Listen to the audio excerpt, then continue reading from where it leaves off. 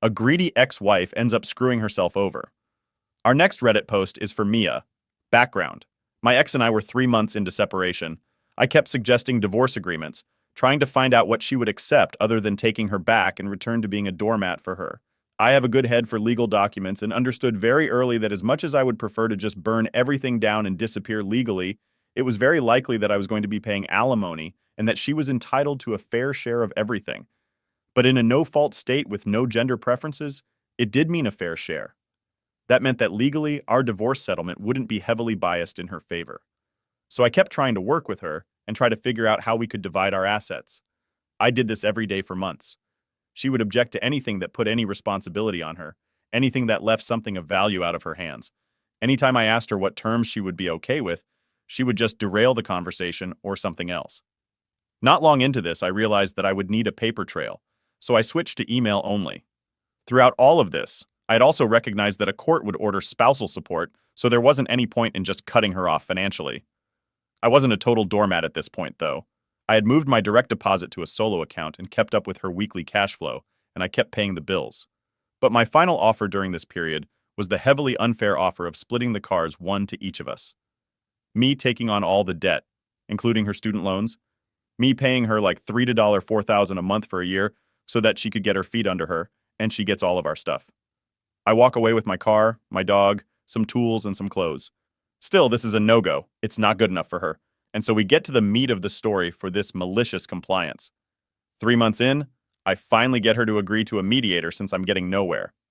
She shows up to the initial meeting the first time we've seen each other in a while. The second time since splitting, she had been staying with her sister. The mediator starts out with the rules of mediation and the agreements to sign. I sign easily. She balks, but signs that finally one of the relevant terms is that we agreed to not file any other legal paperwork. We would come to an agreement, and the mediator would file the final court papers on both of our behalf to get the divorce ordered.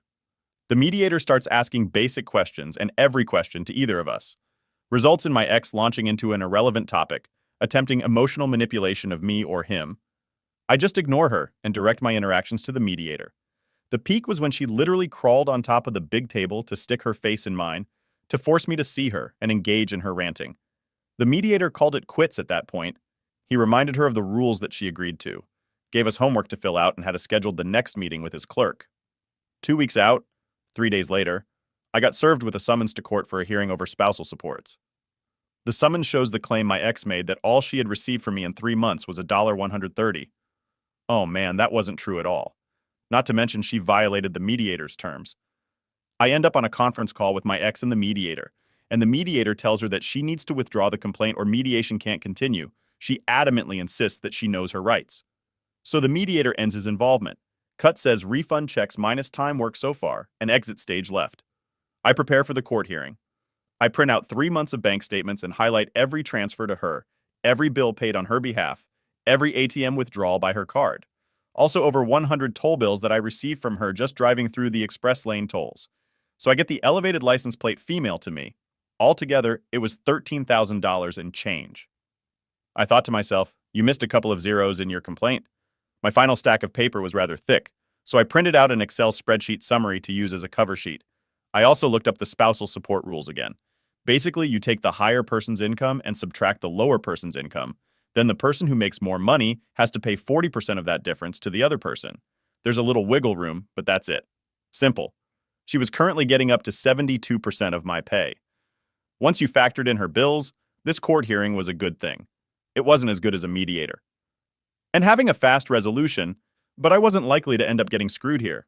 Not to mention, I had daydreams of her finding out what lying on court documents might do. The court date rolls around. I show up to court waiting in the hall outside the family law section. She shows up, plops herself next to me, and starts going off on me again. I try to ignore her, then to keep from engaging. I start a written transcript of her ranting, using the back cover of my paperwork folder. Finally, she realized what I'm doing and ends the rant with, "Oh, I guess you're writing what I'm saying so you can make your friends hate me. Trust me, they need no encouragement." She huffs, sits a few seats away, and is quiet the rest of the time that we waited. The court officer finally comes to get us, and we head in. The officer starts giving the legal speeches and then asks my ex if she has anything to add to the complaint. She launches into a roller coaster speech proclaiming all of my bad faults. how mean I was to try to divorce her, and how I obviously didn't need any of the money that I made because he's just going to live somewhere simple and cheap anyways. Yeah, her words. Once my ex is done ranting, the court officer asked me if I have anything I'd like to add. The court officers seized my stack of paper and eyeball that, as she's talking, I hand over the stack of papers, tell the officer that the summary sheet on top should help clear up the financial points in question, and just verbally start going through all the items at each one. My ex interrupts to give a reason why that item shouldn't count every single time the officer keeps asking her to stop interrupting, but to no avail. We finally finish the list. The officer is shaking her head slightly and says, "Mr. OP, this court process is to ensure that both parties are doing the right thing. So all of this," she says, gesturing to my stack of papers, "needs to stop right now. We will garnish your paychecks for the amount specified by law and send that to her instead." I know that this is a win. I knew that it was going to be, but she didn't. She sat there all smug as we got into the calculations. I know that she was thrilled at the idea of getting a court check directly. It sure would show me everything wrapped up. We got the totals, signed the papers, and I handed over a check for the first payment, and the officer got up to make copies of everything. I asked the officer if I could wait in another room while she got the copies, and she agreed while giving my ex a bit of a side-eye. I got my paperwork first with the officer saying it might take a few minutes for her to get her paperwork, but you're free to go. I got the hint and left immediately. I got in my car and immediately called my cell carrier and canceled her phone. They asked me, does she want to set up her own plan? I can't answer that. I'm hoping a court order to remove her from my accounts. Okay, they said. Then I just worked down the remaining subscriptions that I was paying for that she used. I even had all the bills in front of me from the court documents with the account numbers and customer service numbers right there. I was done and driving home when she started blowing up my phone with incoming emails demanding to know what I was doing.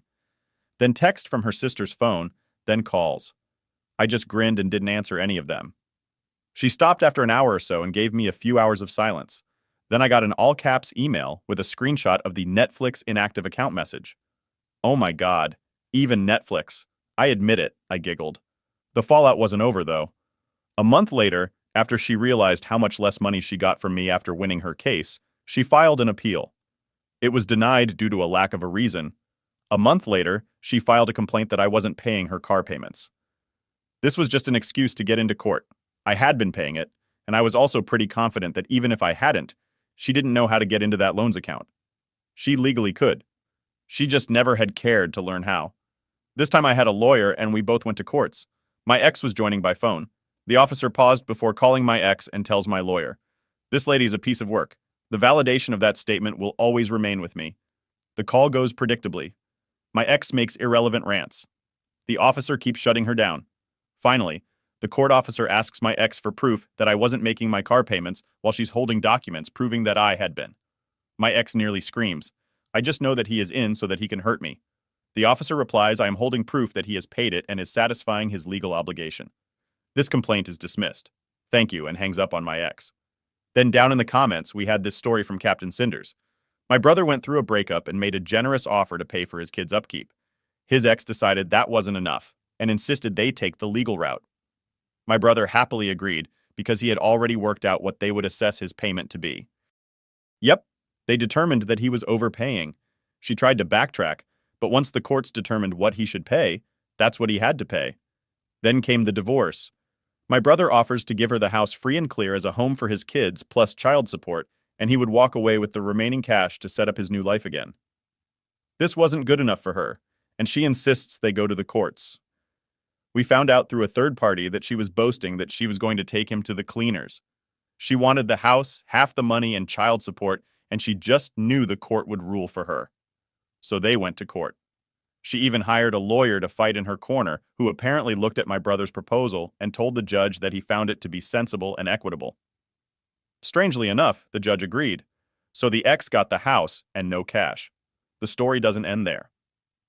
As part of the settlement, they each had to declare all financial details to the court. And my brother knew that she had a secret credit card with £15,000 of debt that she didn't declare. If she had declared it, then legally the debt would have been half his, but she kept it quiet. Why? Embarrassment, we assumed. So she'll get the house and no cash. But now she has this secret debt that she can't pay off. So she panics and starts saying that she wants to claim future earnings, pensions, inheritance, etc. My brother made her an offer of $15,000, but she had to sign away all future claims to his money. She snapped it up. 2 years later, my brother inherits £500,000. She cannot claim a penny of it. So by assuming that my brother was trying to screw her, she screwed herself every step of the way. Our next Reddit post is from I Was the Chubby Lady. This all happened about 8 years ago. I was a waitress for a village and I worked the morning shift because it had the most business. Now this was back when smoking was still allowed in restaurants, and we had a smoking section and a non-smoking section. Our seating chart was designed for this in mind. Now, on Sunday, we had a wonderful church rush that would pack the entire place for hours, so Sunday was totally non-smoking until 3 p.m. On the weekends, we would have about 8 servers. This meant the smoking side had 2 servers while the other side had 6. So if you worked the smoking side, you had 10 tables to take care of, while the other servers had 4. Management knew that I was good at what I did and would always put me in the biggest section on Sunday so I could take care of all 10 tables. No problem. Now servers always talk about their tips, and without fail, I always made more than anyone else. This caused anger from some of the newer servers, and they said that it was because I always got the better section. Management came to me and told me what was going on, and that's when we decided on malicious compliance. Okay, you can have my section, and next Sunday I'll take the small section, but since I'm on the other side of the restaurant, I won't be able to help you much. I then got to enjoy a less stressful Sunday, did my job like normal, turned my tables, and made a ton of money. The other server was running around like crazy and not getting much done at the end of the shift. They learned they had made less money in tips in the week before because of how bad they were taking care of their tables. And the church crowd is horrible if you aren't taking care of them right. It was always great to hear the news servers say you can have your section back. I don't want it ever again. This wasn't a one-time thing either. This happened many times over the 5 years I worked there. Every time it happened, I still made more money. Every time a new server complained, I just smiled, said, "Go ahead and take my section. I could use a break." Our next Reddit post is from Dobbin. I'm a 20-year-old male who works at a very popular restaurant in a very snobby area. My main job is to assist the servers in any way I can, so they only have to worry about sweet-talking the customers. I do all the heavy lifting for them, and whether it's cleaning their tables or taking their drinks and food to their tables, I'm doing it that way. All they have to focus on is making the customers laugh. They get tips that range from $17 to $40 per table, while I make $8 an hour and get treated poorly. My manager came up to me in "I am better than you" mood and told me to deep clean the floors, ice makers, walls, trash cans, and racks, and to not come to the front for any reason. I'm very annoyed at this because none of those things are my job duties. We have a staff that deals with all the cleaning of the back, so it didn't make any sense to have me do it. These tasks would have taken me an hour and a half max, but I was feeling a bit cheeky and decided to really deep clean the bag until it was spotless. About 30 minutes later, the same manager comes up to me and tells me there are 4 tables that need cleaning and 2 other tables just sat down and I need to bring their drinks to them. I looked at this man with the stare of a 20-year-old who has no bills to pay, and I say, "No, I'm not done cleaning." He looked shocked and responded angrily, "You can finish later." They need help, and I countered with, "No, it's filthy here. We don't want a health inspector to just walk into the filth, do we?" My boss storms off like a toddler who didn't get their candy.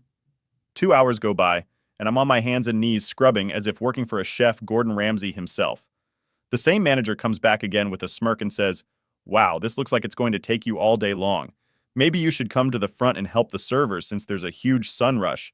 I replied with, "You might just be right," and I go back to cleaning and he storms off again. Fast forward to 2 minutes before my shift ends.